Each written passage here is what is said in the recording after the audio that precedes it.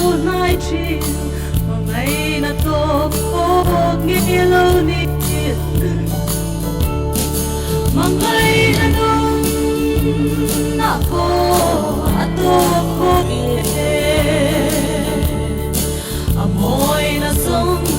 song sor tangin araw ko'y nangay po minhan heti ang mangay na maglero ko'y katay na song in kapuang nga hiteng ko in kasuy selang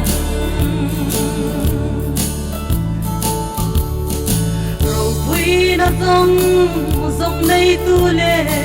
lệ lệ van thiêu em kim xiêm tu kha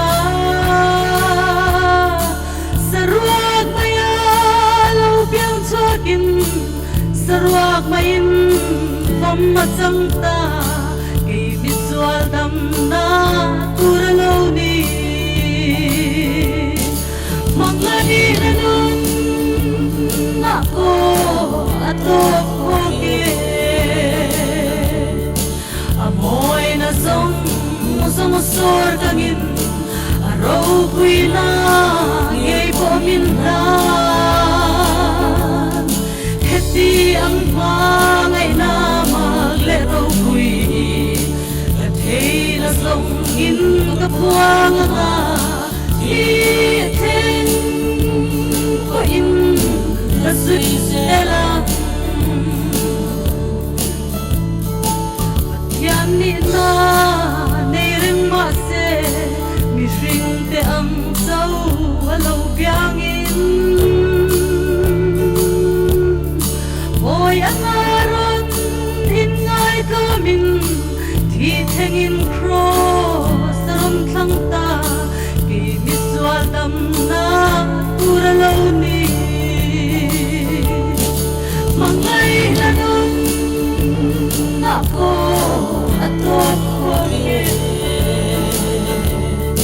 amoy na song sor tangin araw ko'y nangay po minhan heti ang mangay na maglero ko'y katay na song in kapuang nga hiteng ko in kasuy selang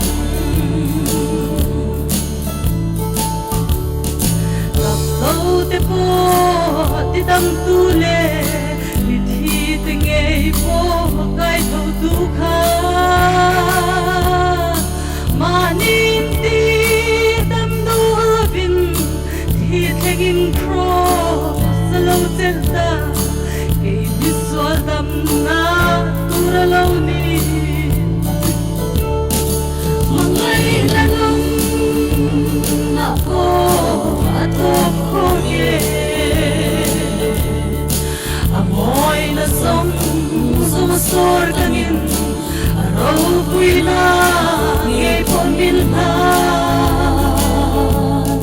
heti ang mangay na maglero ko'y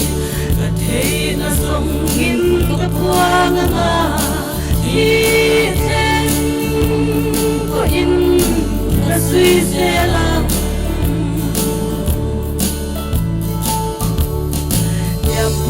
tuara arum lai pon amel mate ta ko atom trai o pan ni ngai dum ro until the an shlo ti mangai na po ato ko ge mangai na nung na po ato amoy na song sor tangin araw ko'y nangay po minhan